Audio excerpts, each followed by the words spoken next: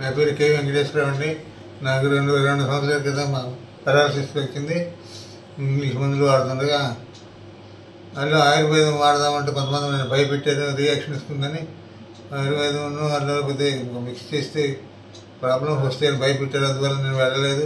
ఈ మధ్య నాకు కొద్దిగా తెలిసింది ఇక్కడ భాస్కర్ కేరళ ఆయుర్వేద హాస్పిటల్స్లో బాగా చూస్తున్నారు పెరాలసిస్కి అని చెప్పి వెంటనే నేను అక్కడికి వచ్చాను. 4 రోజులు కోర్సు తీసుకోమన్నారు మేడం గారు. 4 రోజులు కాదు 20 రోజుల కింద బాగా మార్పు కనపడింది.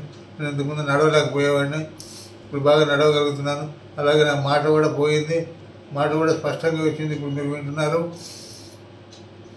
గతంలో లాగా పూర్వ భాగంలాగా ఇప్పుడు నా మాట నాకు కూడా చాలా స్పష్టంగా వినపడుతున్నది.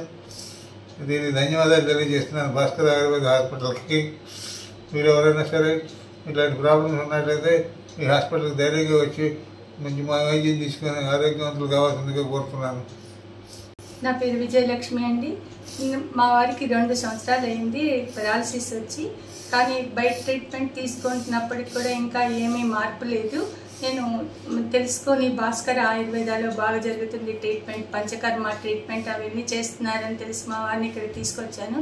మేడం గారు 30 డేస్ ప్రోగ్రాంలో నేను బాగు చేస్తానని చెప్పారు. అప్పుడు మాట స్పష్టత ఉండేది కాదు, కాలు కూడా పాదం తిరగబడుతూ ఉండేది. ఇప్పుడు ఇక్కడికి వచ్చిన తర్వాత మాకు 20 రోజుల్లోనే మంచి ఫలితంగా అనిపించింది. ఈ రోజుకి 30 రోజులు అయిపోయింది, చక్కగా ఉంది మాకు.